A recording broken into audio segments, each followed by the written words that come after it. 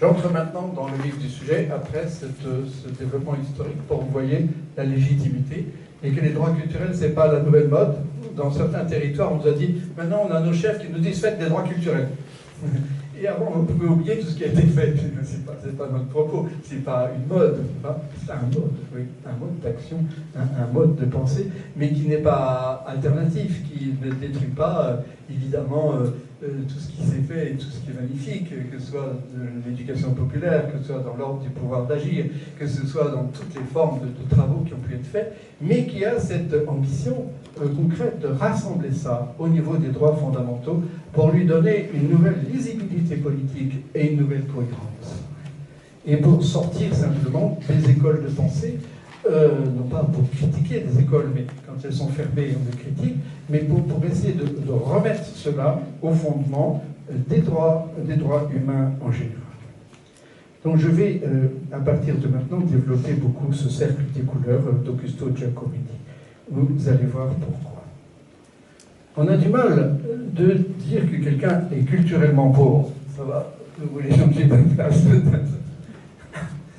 Et pourquoi? Parce qu'on a l'impression qu'on est très normatif. Pourtant, ça ne nous empêche pas de parler des déserts culturels. Mais quelqu'un est culturellement pauvre, et pourtant ça existe, il faut le dire. Quelqu'un qui n'a pas la maîtrise d'une langue, qui n'a pas la richesse d'une langue, alors qu'il s'agisse de la langue française ou d'une autre langue, mais il peut aussi s'agir du langage corporel. Il peut s'agir de toutes les disciplines culturelles qu'on apprend. Une liberté, je le disais au début, c'est pas quelque chose qui tombe du ciel. Une liberté se développe par la maîtrise de disciplines. Il n'y a pas 36 chemins. Par la reconnaissance déjà qu'on est capable de maîtriser une discipline. Que ce soit une discipline sociale qu'on peut apprendre à l'école, dans la famille, en écoutant les autres, évidemment, et beaucoup d'autres choses, mais c'est aussi la discipline du crayon, c'est aussi la discipline, justement, de l'écoute en forêt, qu'on va apprendre avec émerveillement. Une discipline, non pas simplement comme quelque chose de rigoureux qui nous embête, mais une discipline qui nous apprend que la libération se fait étape par étape, que l'émancipation est un travail. Mais que c'est un travail demande beaucoup de bienveillance autour de soi. Une discipline qui nous montre que l'échec n'est pas une catastrophe, mais que c'est la seule façon d'apprendre. Voilà. Et donc il y a une part de jeu dans toute discipline et dans toute libération. Bref, qui nous apprend qu'une libération, au sens même, liberté, ça fait un peu abstrait, libération, c'est cela, l'expérience qu'on peut avoir de ce que c'est qu'un acte libérateur, c'est une jouissance. Une jouissance au sens juridique du terme, on jouit d'une liberté, on jouit d'un droit, et une jouissance au sens le plus sensuel du terme, puisqu'on apprend à voir, on apprend à toucher, on apprend à sentir, on apprend à aimer et à être aimé, à être touché comme à toucher. Et donc, cette libération, ça veut dire que ce qui est en nous peut exploser, ce qui est en nous peut reconnaître, être reconnu. Droit culturel, c'est le droit de reconnaître et d'être reconnu. De reconnaître un homme, une femme, un ami, un parent, un enfant. D'être reconnu dans ces capacités-là. Donc, quelqu'un qui est, je le disais tout à l'heure, en insécurité culturelle ou en situation de pauvreté culturelle, quelqu'un qui est amputé de moyens d'accéder aux ressources culturelles.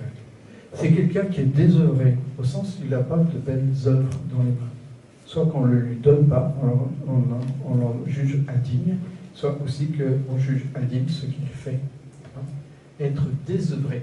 On n'est rien sans ce travail qui passe par l'ouvrage. On est corporel, on est matériel. Moi, je suis complètement matérialiste. Parce que tout passe par les choses. Et la puissance culturelle, c'est quoi? C'est toujours une puissance de matérialiser. C'est une puissance de matérialiser dans son corps. Mon corps est ma matière de réception, ma matière hospitalière. Et donc, j'ai besoin de le réaliser dans le geste. Une puissance culturelle, c'est toujours un geste d'attente. Quand je tends les bras vers quelqu'un, j'attends, n'est-ce pas? Quand j'adresse une parole à quelqu'un, j'attends sa réponse. Et qui est toujours un geste qui est en attente et en production et en provocation de réciprocité, mais qui va passer par des mots L'humour, c'est matériel, qui va passer par des choses, qui va passer par des présents, qui va passer par une cuisine, qui va passer par l'organisation d'une fête, qui va passer par un aménagement de territoire. Et donc il faut absolument que ce qui est au fond de soi, qu'on peut appeler le plus spirituel, c'est-à-dire ce qui n'est pas prisonnier d'un espace-temps donné, mais qui me rend capable de faire une promesse qui m'engage pour un avenir, qui me rend capable d'être touché par une statue ancienne ou par quelqu'un qui vient apparemment d'une autre planète, et bien que ce qui est de plus intime, de plus fort, de plus puissant, doit se matérialiser pour être partagé. Et en même temps, cette puissance culturelle, c'est de me rendre compte de la puissance d'un arbre, de la puissance d'un rocher, de la puissance de la mer, et de toute cette force qui me parle. Ouais. Donc vous comprenez que pour moi, le patrimoine immatériel, c'est vraiment le plus mauvais des mots, et j'en dis pas plus pour l'instant. Les références ne sont pas des racines. On a souvent dit, dans le débat entre les libertariens et les communautariens, un débat anglo-saxon, les libertariens défendant les libertés abstraites, universelles, par rapport aux communautariens qui disaient « mais non, les hommes c'est concret, ils sont des racines ».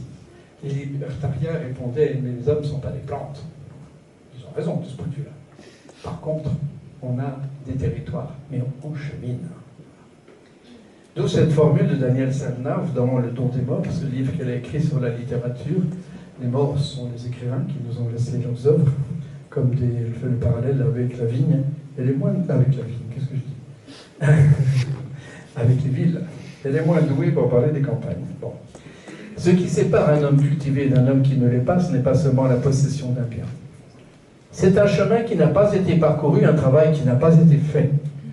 Mieux, c'est un lien qui n'a pas été noué avec le monde. Car la culture n'est pas seulement un trésor de connaissances et de jouissances. La culture est ouverture au monde, arrachement et construction de soi. Si donc la privation de culture sépare les hommes entre eux, si elle creuse entre eux un fossé, elle fait pire encore, si on ose dire, elle les sépare et d'eux-mêmes et du monde. Cette séparation de soi-même et du monde, c'est une définition de la violence. Les droits culturels sont là où la violence peut naître, parce qu'ils sont, leur violation est là où la violence naît, et leur réalisation est là où la paix naît. C'est pas rien.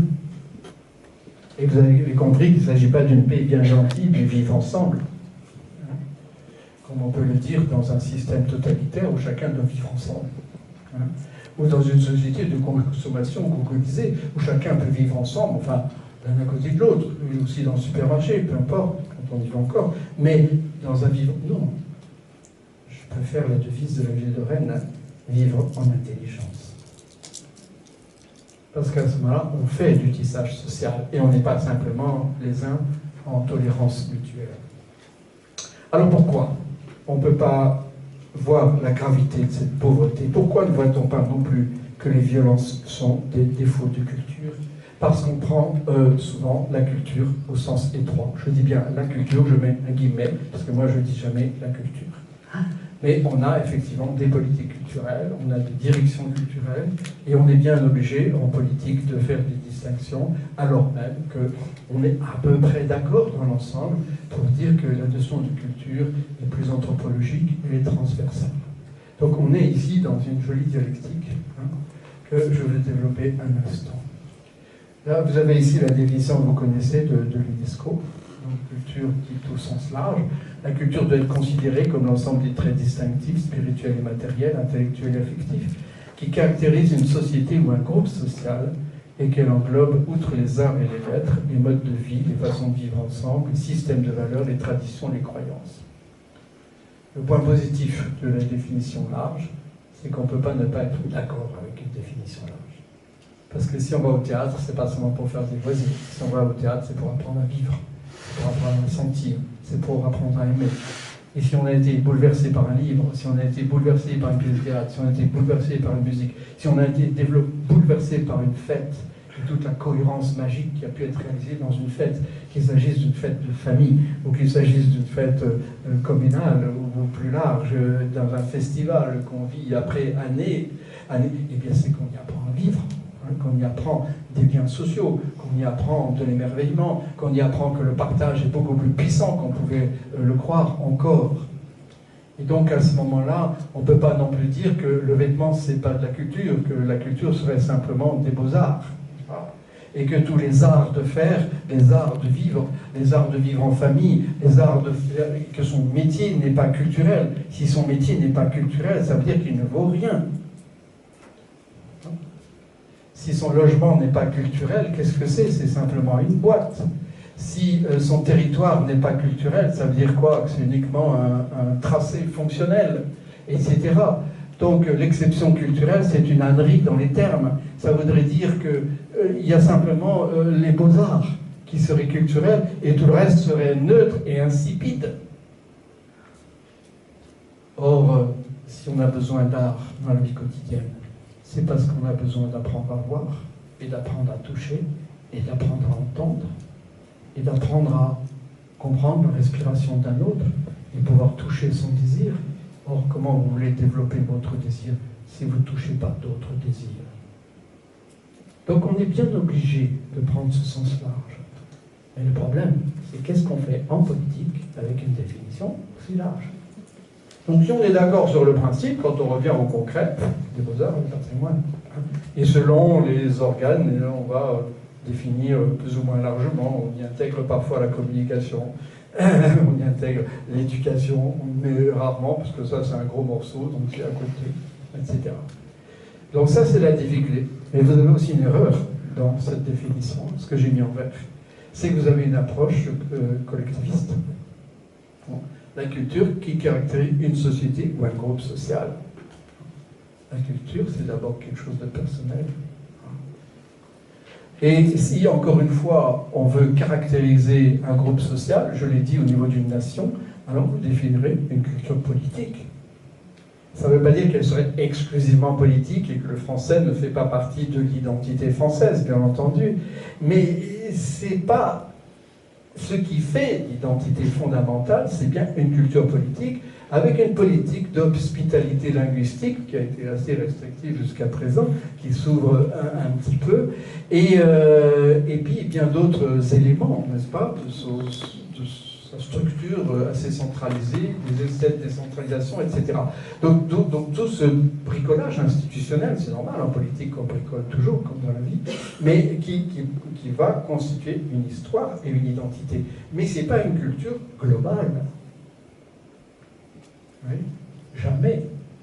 Nous avons des écosystèmes, je disais, dans lesquels il y a de tout. Hein? Et dans ce qui fait une identité nationale, même vous avez des diversités de diversité. Donc comment répondre à ces objections? Bien, dans l'article 2, qui est l'article dans les définitions de la Déclaration des droits culturels, on a répondu à cette objection dans une approche droit de l'homme. Dans une approche droit de l'homme, il faut être concret et complexe à la fois. C'est-à-dire aller chercher la complexité dans les personnes et la respecter là où elle est. Dans les personnes qui sont sujets de droit et pas simplement bénéficiaires de prestations.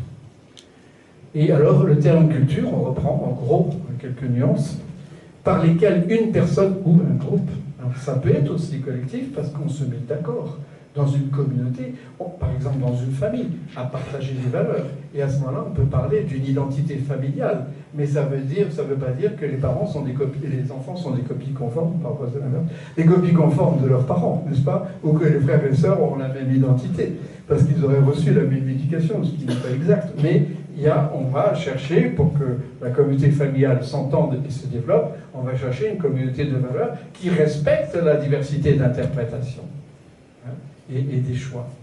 Et donc, vous formez une association ou un groupe professionnel, ben vous allez constituer ce qu'on appelle, nous, au sens large, une communauté culturelle, une communauté de savoir, une communauté de valeurs pour pouvoir travailler ensemble et travailler dans ce bien commun.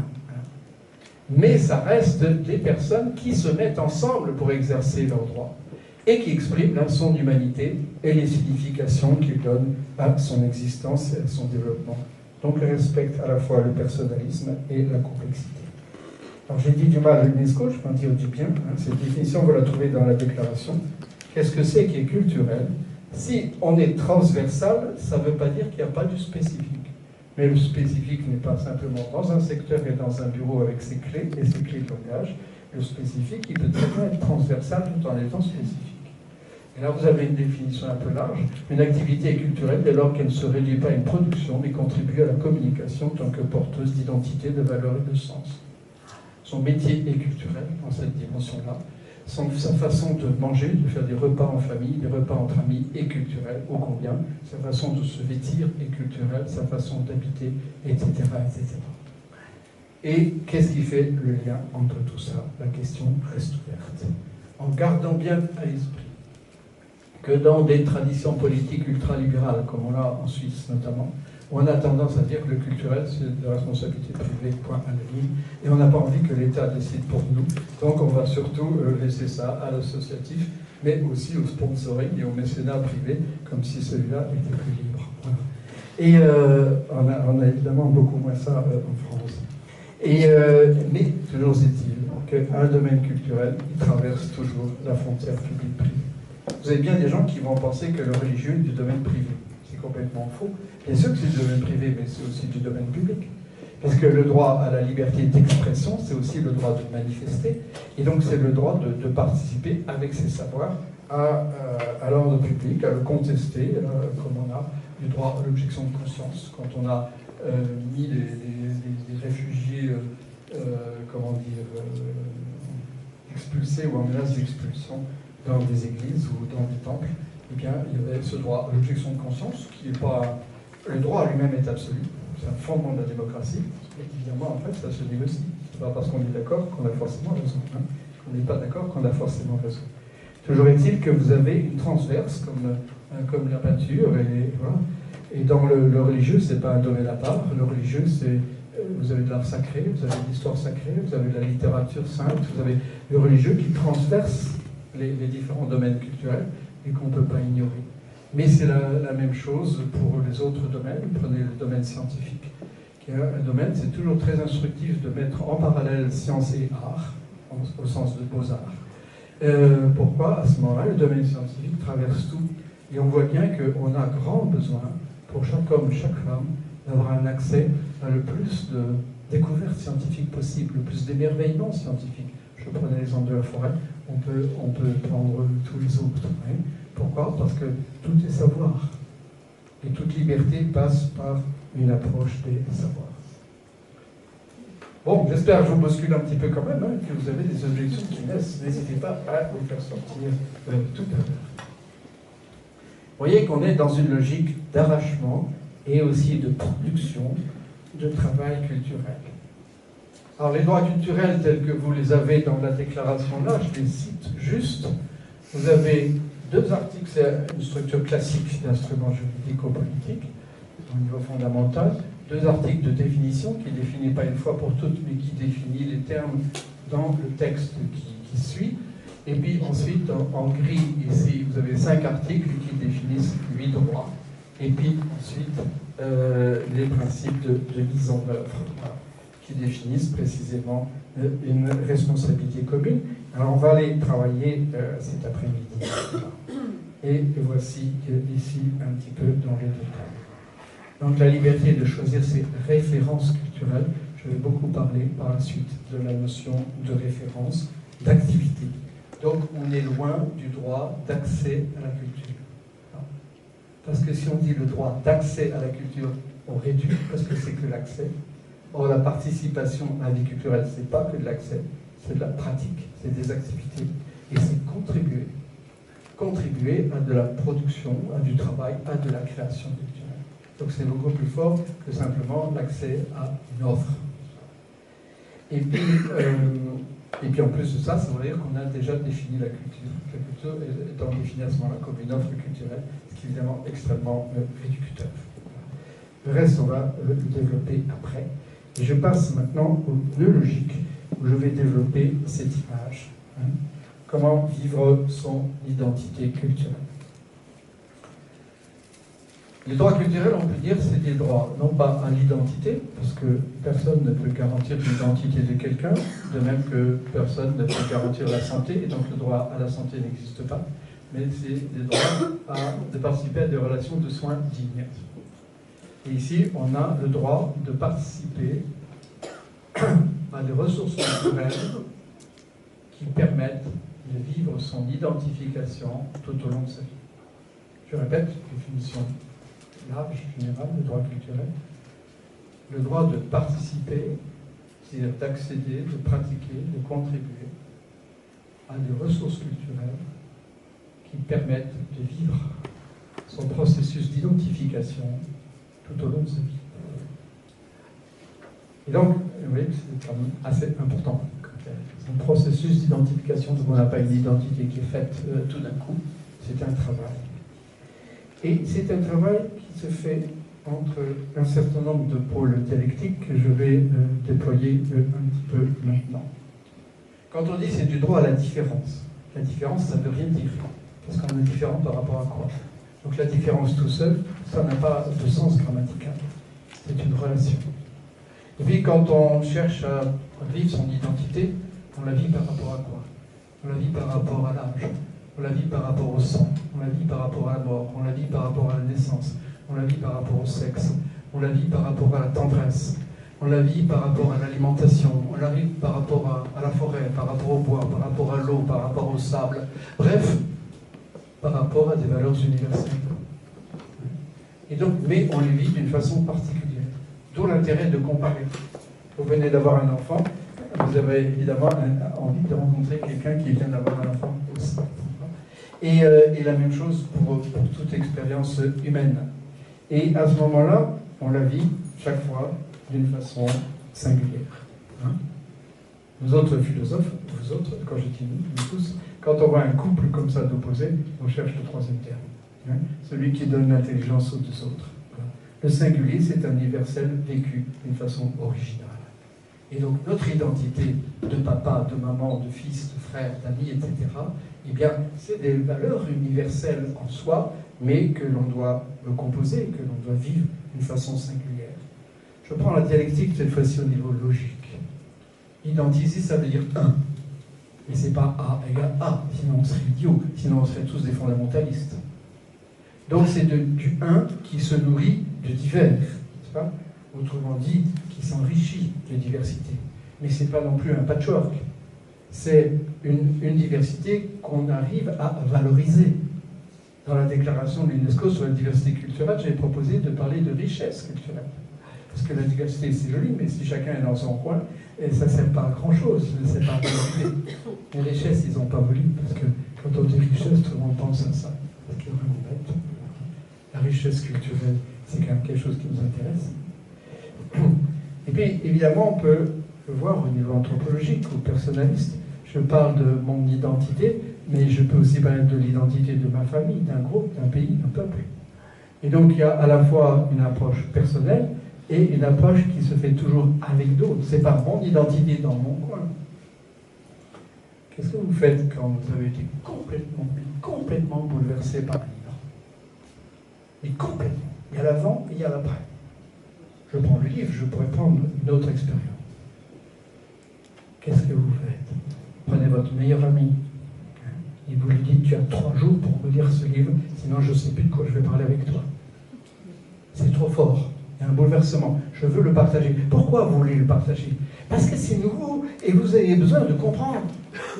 Et vous avez besoin de réviser vos relations avec votre meilleur ami et après avec les autres pour authentifier ce bouleversement. Est-ce que simplement vous avez fumé un joint avant? Ou bien est-ce que c'est du sentimentalisme? Ou bien est-ce que effectivement ce que vous avez ressenti est fort? Et à ce moment-là, dit que enfin votre ami a lu le livre, vous lui dites alors. Et il vous parle de ce livre. Donc il vous parle de quoi? Il vous parle de l'acte, l'œuvre culturelle qui s'appelle livre. Donc il vous parle de son lien de lecteur à ce petit tas d'encre sèche sur du papier qui est le livre. Et donc ce qui vous intéresse, vous, c'est sa lecture. Donc vous apprenez sa relation entre le lecteur et le livre qui vous permet de comparer, évidemment, votre relation, non seulement de vous, lecteur, avec le livre, mais de vous, lecteur, avec cet autre lecteur qui avait lu le même livre. Donc vous avez une relation triangulaire. N'est-ce pas? Une identification, ça se fait toujours par relation de triangulation. entre des personnes avec des choses, avec des œuvres, avec des activités. Et on retrouve la relation de droit, un sujet, un autre sujet et des objets. Et qui se vivent, et qui se découvrent, et qui se comparent, et qui se critiquent mutuellement. Et donc à ce moment-là, vous faites une expérience de quoi? De propre. Je dis mon ami, comme je peux dire mon fils. Si mon fils m'appelle, c'est plutôt moi qui suis possédé. Donc quand je dis mon fils, ça ne veut pas dire que j'en fais ce que je veux, c'est souvent le contraire. Donc vous avez une relation de réciprocité qui est là, que l'on vit dans une communauté, parce qu'une communauté, c'est quoi? C'est un lieu de réciprocité. Réciprocité asymétrique, on n'échange pas les mêmes choses. Quand une communauté est vivante, quand une famille est vivante, quand une communauté professionnelle est vivante, quand une communauté scientifique est vivante, quand une communauté artistique est vivante, eh bien on fait ces expériences de réciprocité. On rit de ses bêtises, hein, et on admire les progrès des uns des autres. Bref, on reconnaît et on est reconnu. Hein. Le droit de reconnaître et d'être reconnu. Ce n'est pas une connaissance comme ça, un savoir comme ça. C'est une connaissance réflexive, une connaissance qui se mire dans les choses, une connaissance qui se vit dans la peau. C'est un chemin de transverse, d'émerveillement, mais qui n'est pas simplement « je suis comme le ravi descendant de Provence », mais qui est une reconnaissance tactile, j'ose dire, hein, et sensuelle dans les choses, dans les visages, dans son propre corps. Nous, on est vraiment bêtes quand on met d'un côté l'intelligence et de l'autre côté la pratique. D'un côté l'idéal et d'un côté la mise en œuvre. Ça n'a pas de sens. Ça, c'est stérile. Une vraie connaissance, c'est une connaissance qui bouge. Un vrai savoir, c'est quelque chose qui a de la saveur. Selon son étymologie, sapere en latin, c'est goûter. Et ça a donné aussi bien science que savoir. N'est-ce pas? Autrement dit, quelque chose qui nous... Un acte, une connaissance, c'est un acte physique. Un acte qui nous positionne autrement, un acte qui nous permet de reconnaître et d'être reconnu autrement. Bref, un acte qui nous identifie à une posture. Quand je dis identifie, ça ne veut pas dire qu'il nous rétrécit à cela, n'est-ce pas? Mais qui nous permet de faire passer un courant. Un courant de toucher. Ma culture, c'est comme ma peau. Elle est superficielle et profonde. Si quelqu'un vous touche, soit pour vous caresser, soit pour vous frapper, il vous touche en surface. Est-ce que c'est superficiel? Oui. Et en même temps, c'est profond. Bon, ça peut l'être. C'est ça? Et de même, les mots que j'emploie sont complètement superficiels. Des vibrations sonores, physiques, mais sonores. Et en même temps, est-ce qu'ils touchent? Ils peuvent être bouleversants. Ils peuvent être bouleversés. Je peux, par un simple mot, engager ma vie dans une promesse. Ça. Je peux, par un simple mot, des fois être extrêmement violent et mépriser quelqu'un d'une façon qui va le blesser pour toute sa vie. Donc tout ce qui est culturel a cet aspect superficiel, c'est de la peau, et profond. C'est cette interface entre ce qu'on a au-dedans et ce qu'il y a au-dehors. La dialectique temporelle est évidemment plus connue, hein, mais mérite néanmoins d'être développée. Nous sommes ici, présents, avec tout notre passé. Hein. Notre corps, c'est du passé accumulé. Notre mémoire, les mots que nous employons, ces pots que nous employons, comme quand on écrivait sur des pots, ces pots que nous employons, autant de mots, sont des mémoires emmagasinées. Dans les mots que nous employons, nous avons plein de mémoires, nous avons des visages, des gens qui les ont vécus, qui les ont exprimés, qui en ont témoigné, qui ont été bouleversés. Nous avons des expériences de révolte, d'admiration, de tristesse, d'incompréhension. Et tous ces mots sont comme des rivières, hein, qui emportent avec nous cette mémoire et que maintenant nous présentons. Donc qu'est-ce que c'est que notre passé? C'est du présent, c'est du passé, pardon, que nous présentons. Ah, c'est déjà là, je viens avec ce déjà là. Mais en même temps, si nous sommes là, c'est parce que nous avons envie d'être ce soir plus intelligents que ce matin. Nous savons que la vie est courte et nous avons des projets. Donc c'est aussi du déjà là. Il y a une partie de notre futur qui est dans la main, et une partie seulement. Mais nous savons que plus nous sommes intelligents aujourd'hui, plus notre main sera grande. Plus notre présent aura de l'amplitude. Et nous pourrons effectivement mieux envisager notre futur, une partie de notre futur. Le passé du déjà là, le futur du déjà là. Qu'est-ce que c'est que notre présent? C'est un présent composé. Un présent composé de mémoires présentées, de futurs présentés. Ce travail de présence, d'attention, comme vous sentez quand vous parlez à quelqu'un qui vous écoute profondément, alors que d'autres vous disent « Ah oui, j'ai déjà connu ça. Oui. » Et quelqu'un, vous sentez cette qualité de présence-là, c'est un présent que nous nous faisons. Hein, une transcendance du mot, temporel, attention et cadeau. Et donc, ça veut dire que ce présent-là, il a une amplitude, il a une force, il a une puissance d'un instant qu'on peut vivre, et on sait qu'il y a des instants qui sont extrêmement riches. Quand on parle du temps, il faut parler d'espace, qui est si proche et à la fois si différent. Et là où la dialectique elle est assez connue, pas assez développée sans doute, l'espace c'est l'infini des pas, c'est la circulation, c'est le nomadisme, c'est le tourisme, et c'est aussi l'espace habité qui devient territoire, n'est-ce pas? Où on a tracé ses chemins, on a fait son habitat, avec ses mémoires, avec ses projets, avec ses outils, avec ses différents chemins, lieux de circulation, lieux de demeure. Et notre maison est comme ça, à la fois ouverte et fermée, à la fois c'est le refuge, à la fois c'est le lieu d'hospitalité. Et chacun d'entre nous, nous avons un aspect nomade et un aspect sédentaire. La dialectique est aussi vieille que l'humain. Et la plus difficile peut-être, celle qui définit l'économie, l'abondance et la rareté. Nous avons du temps qui est rare, le temps passe vite, et en même temps il y a une abondance, on peut en faire des choses assez diverses. Parce qu'on a une certaine richesse culturelle. Quelqu'un qui est culturellement pauvre, souvent n'a pas accès à son passé. Près de Lyon, un groupe de travailleurs sociaux, une femme en particulier, qui s'occupait d'adolescents, deuxième génération d'immigrés maghrébins. Et elle me disait, les larmes aux yeux, qu'aucun de ces ados ne connaissait l'histoire de la migration de ses parents.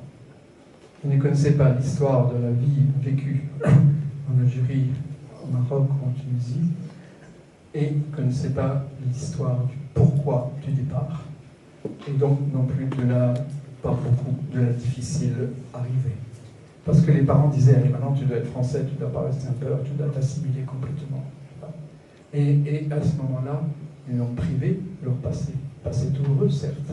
Passé plein d'angoisse, passé plein de culpabilité par rapport à ceux qui sont restés au pays, par rapport à la façon d'être reçus d'une façon pas forcément très accueillante ou hospitalière en France, mais aussi l'humiliation de la famille divisée, et aussi, peut-être encore beaucoup plus, humiliation politique, humiliation d'avoir été le jouet de mensonges, d'une quantité de mensonges en tous sens, et qui ont continué aussi bien dans ces pays d'origine que dans ce pays d'accueil, comme dans d'autres pays d'accueil.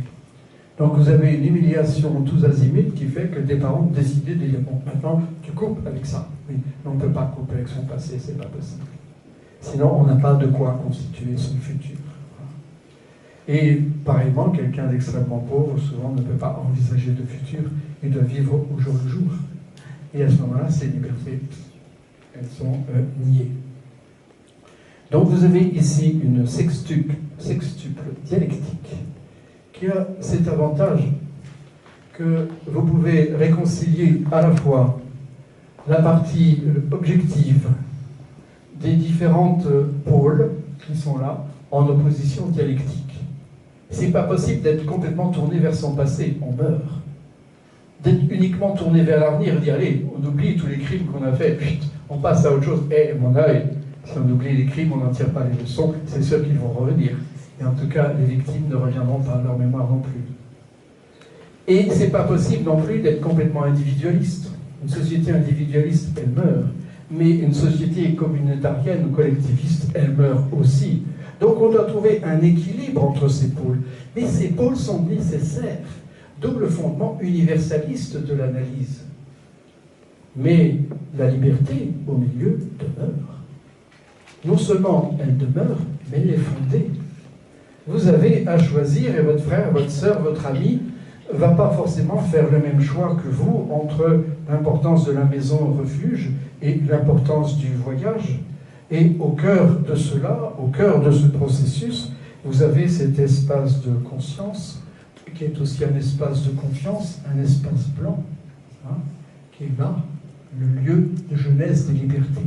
Mais vous comprenez bien que votre liberté se développe dans la mesure où les pôles entre lesquels vous avez à choisir, par exemple, quand vous avez un grand adolescent qui vient d'avoir son permis de conduire et qui vous demande « Papa, tu me prêtes la voiture, je vais rentrer à 2 h du matin. »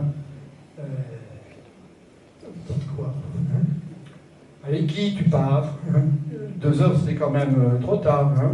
Une permission de minuit, et puis tu vas faire quoi, etc., etc.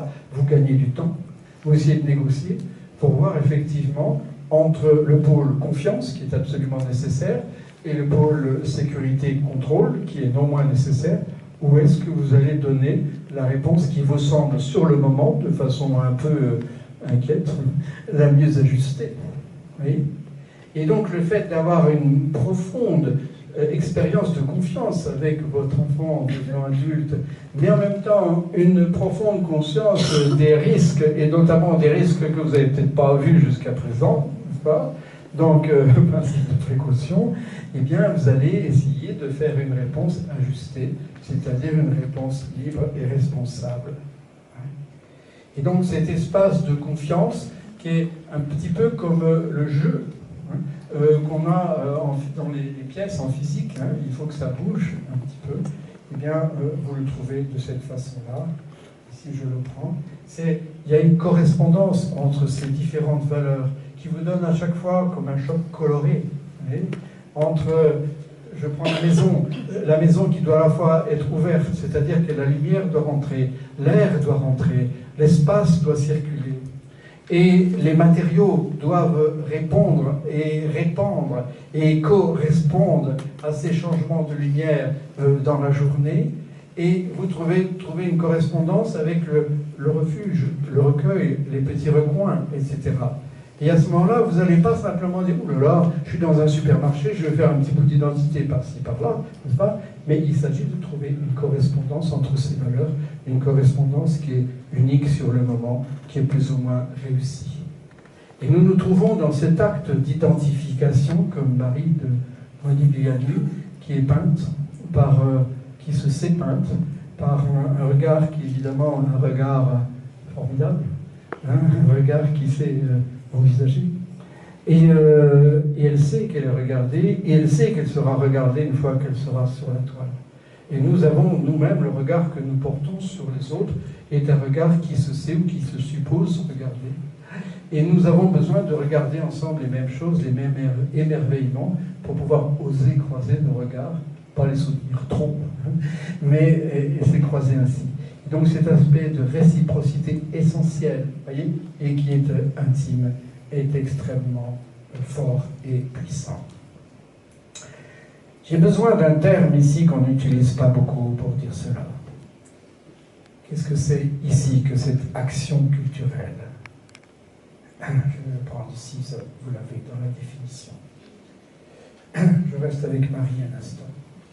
Vous avez quelque chose qui est intérieur. En latin, c'est inter. Intérieur, c'est le comparatif, c'est plus dedans. Le contraire d'inter, c'est exter, c'est dehors. Extérieur, c'est plus dehors. Qu'est-ce que c'est que le superlatif, ce qui est au-dedans du dedans, c'est intime. C'est ce qui est secret, caché. Et ce qui est intime, on ne peut pas le dévoiler n'importe comment, sinon on fait d'exhibitionnisme, n'est-ce pas? Et pourtant, on a besoin de le partager. Mais pas à n'importe quelle condition. Quel est le contraire d'intime? Le contraire en latin, intimus, qui est donc le superlatif. Extime, on l'utilise très peu, j'ai trouvé 5 ou 6 occurrences en langue française, on n'en trouve pas plus dans les autres langues latines, et pourtant on en a drôlement besoin.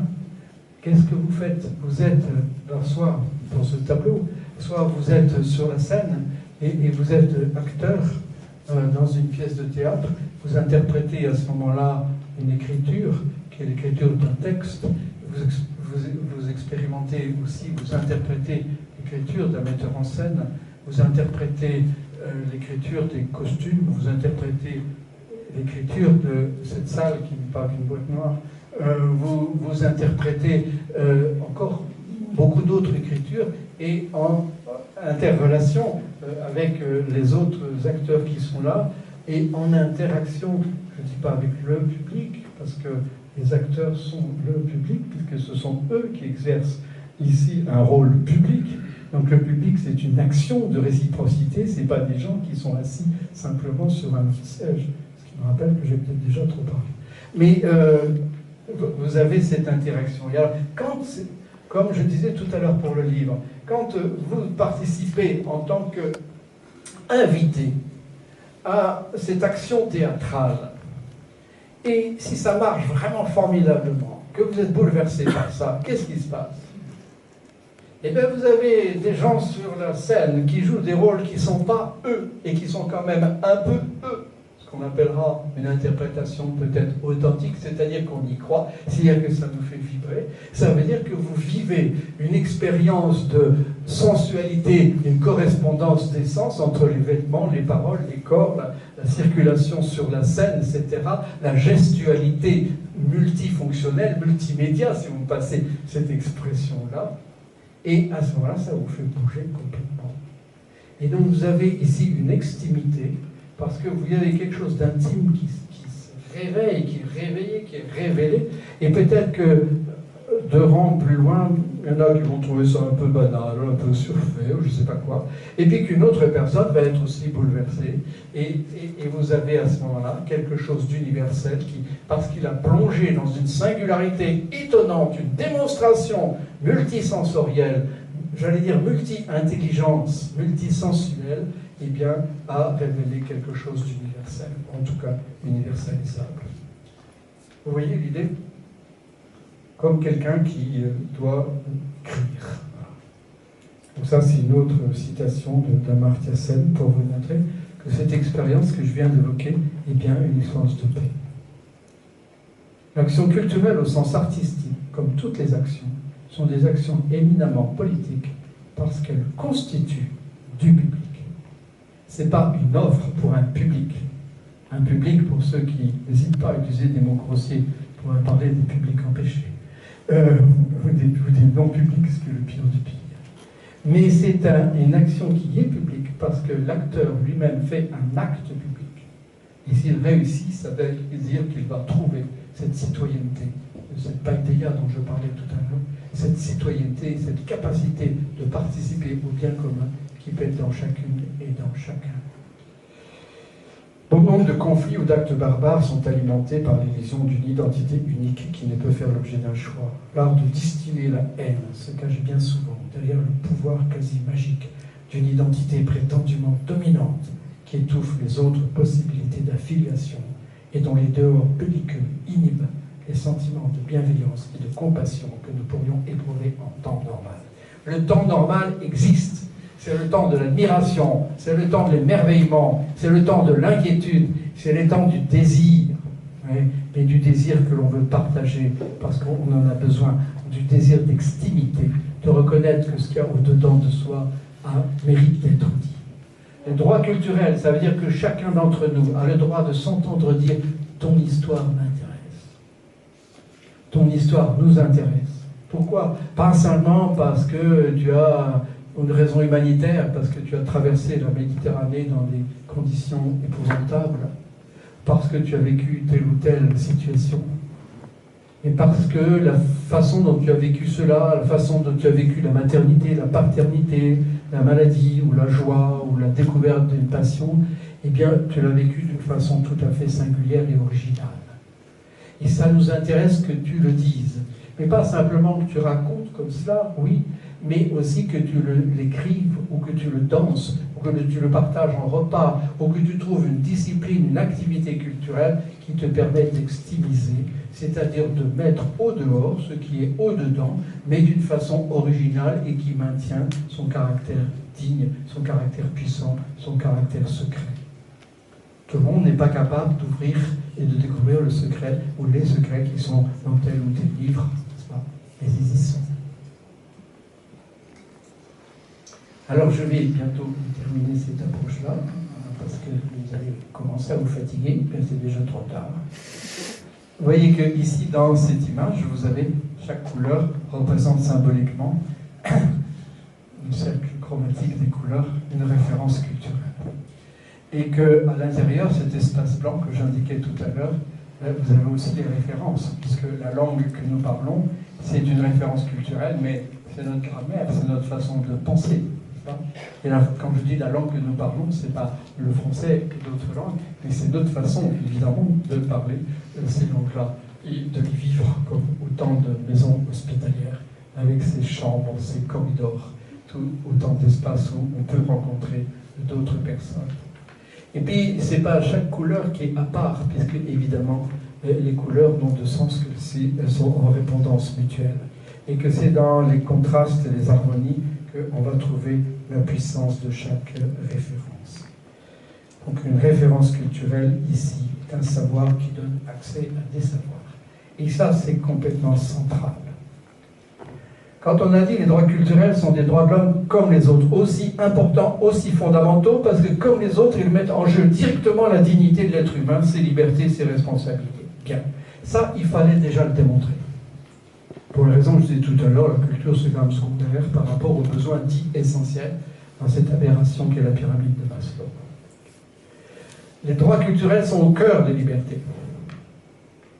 Mais on a un degré de démonstration plus délicat encore à faire, c'est que les droits culturels ont un effet de levier sur les autres. Comment vous allez développer votre droit à l'alimentation pour vous-même, pour vos enfants, si ce n'est par une connaissance biologique, des connaissances des modes renouvelés d'agriculture, de permaculture, par une connaissance de la richesse de ce que c'est qu'un écosystème externe et de ce que c'est que notre écosystème interne. Comment vous allez développer? Prenez n'importe quel droit de l'homme. On l'a dit, le droit à l'éducation donne accès aux autres droits de l'homme. Mais c'est toute la vie culturelle dans son ensemble. L'éducation tout au long de sa vie, mais aussi l'information tout au long de sa vie. Donc je vais terminer ici par, ça je ne vais pas le traiter, juste la question de l'œuvre, et après je reviendrai, avec une nouvelle image, ici une photo, où vous avez donc un sage, c'est-à-dire une personne âgée, et qui est en train de raconter une histoire qui est écrite dans sa mémoire, qui est écrite dans tout son corps, et donc il est en train d'interpréter. Premier niveau de l'œuvre, l'histoire. Deuxième niveau, son interprétation physique. Troisième niveau, il utilise une marionnette, et on comprend pourquoi il utilise une marionnette, parce qu'il a besoin d'extimiser. Il extimise déjà avec son corps, avec sa voix, avec sa gestualité, avec sa présence, mais il sait que sa présence est écrasante pour la petite fille. Parce que lui, il est adulte, il est vieux, il donne l'illusion à l'enfant qu'il sait tout. Ça, c'est nous le problème des parents. C'est que quand l'enfant est petit, il croit qu'on est un peu de Dieu. Ah, il déchante vite après. Mais, et de fait, l'enfant a droit à de l'infini. Il a droit à avoir des parents qui sont des génies. C'est bien la difficulté. Donc on a besoin toujours d'un troisième terme. On a besoin d'un média, d'une œuvre. Et alors, la petite fille, du coup, elle a aussi une marionnette. Et donc, elle n'est pas celle qui n'a rien. Elle a son corps qui s'éveille à la parole du conteur. Mais elle a aussi sa marionnette qu'elle peut elle-même gesticuler, faire gesticuler.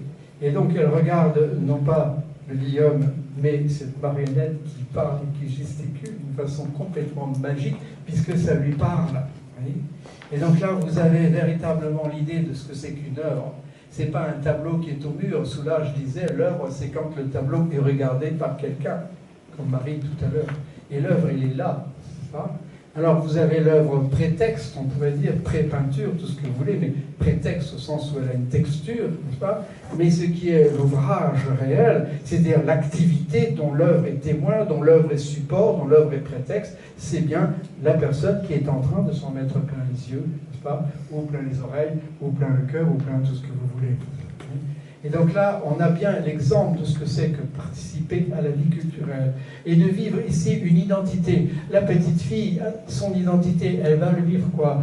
Au travers ce chemin du conte, qui, comme tous les contes, traverse les grandes questions universelles.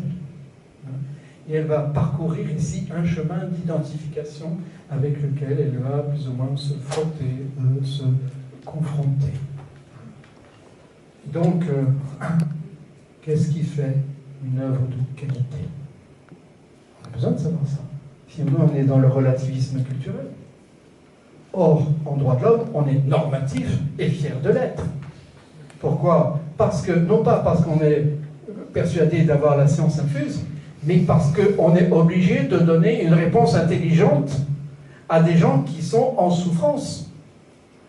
Soit en souffrance connue, puisqu'ils sont en situation de violence et d'humiliation, soit en souffrance inconnue, parce qu'ils sont apathiques et ils n'ont jamais été allumés, dynamisés par du désir, par un désir assez fort qui puisse les bouleverser, qui puisse partager avec d'autres pour créer des liens forts, des liens d'amour, des liens de tendresse, des liens de famille, des liens professionnels, des liens de voisinage, toutes sortes de liens, des liens avec les choses, avec les autres êtres vivants. Et donc on a bien besoin d'être intelligent, et quand on dit on a bien besoin d'être intelligent, il faut donc qu'on soit sélectif, et il faut donc qu'on soit excellent. Excellent, ça veut dire sortir de la médiocrité. Et tout seul, on n'arrive pas. Donc on va chercher ce désir des autres, et on va chercher leur attente. Je disais au début que nous sommes tous co-responsables de l'ignorance des autres, bien évidemment, mais aussi de l'ignorance des autres. Et bien donc, qu'est-ce que c'est cette excellence? Eh bien, en deux mots, en trois, une œuvre culturelle ou une référence culturelle de qualité est une référence qui ouvre à chaque fois un espace d'interprétation. Donc il dit, tu découvres cette langue, tu découvres cette maison, tu découvres ce territoire, tu découvres cette exposition, tu découvres ces livres, tu découvres cette école, etc., etc. Tu découvres à chaque fois un espace d'une liberté nouvelle, mais d'une liberté instruite. Les libertés culturelles sont des libertés instruites, de ressources culturelles puissantes de qualité, et c'est donc des libertés instruites de nos responsabilités. Je vous remercie.